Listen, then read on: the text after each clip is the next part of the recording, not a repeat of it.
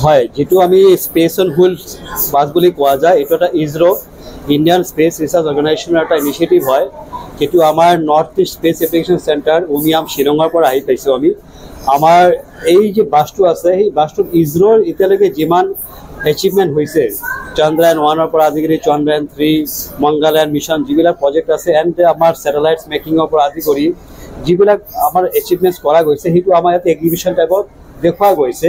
আর basically এই বাসটো space on wheels বাসটো স্কুল কলেজ ইউনিভার্সিটি স্টুডেন্ট বিলাকৰ কাৰণে আমাক দেখা যায়, সো দ্যাট আমি স্টুডেন্ট বিলাকৰ লগত এটা সাইন্টিফিক এনগেজমেন্ট কনভাৰসেশন আমি এনকাৰেজ কৰিব পাৰোঁ।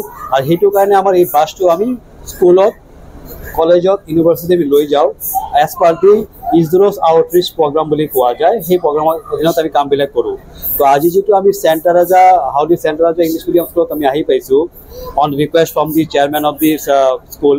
তো আমি ইয়াতে আমি এটা দেখা পালোঁ যে সৰু ল'ৰা ছোৱালীবিলাক যে ক্লাছ 6, 7, 8, 9, 10 ল'ৰা ছোৱালীবিলাক খুব ধুনীয়াকৈ আগ্ৰহেৰে মানে এই যে ইসৰোৰ যে আমাৰ এচিভমেন্ট বিলাক বা এই যে ৰকেট স্যাটেলাইটস বিষয়ে সুধিব বিচাৰিছে, খুব ভাল লাগিছে যে ইমান সৰু ল'ৰা ছোৱালীবিলাকে যিটো ধৰক আমাৰ ইসৰোৰ বিষয়ে কোনো আগতে গমে পোৱা নাছিলে, সেই আগ্ৰহটো চাই আমাৰ খুব ভাল লাগিছে।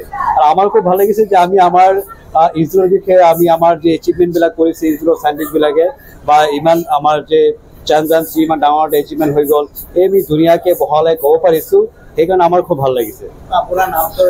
মোৰ নাম হ'ল প্ৰাণেশ দেৱনাথ, মই হ'ল ষ্টেট ৰিপ্ৰেজেণ্টেটিভ হয় নৰ্থ ইষ্টৰ যিটো স্পেচ টিউটৰ আছে ইসৰোৰ, তাৰে মই ষ্টেট ৰিপ্ৰেজেণ্টেটিভ বুলি ক'ব পাৰোঁ পাৰে আপোনালোকে। সেইটো হিচাপে মই এই আউটৰিচ প্ৰগ্ৰামবিলাক আমি কণ্ডাক্ট কৰোঁ।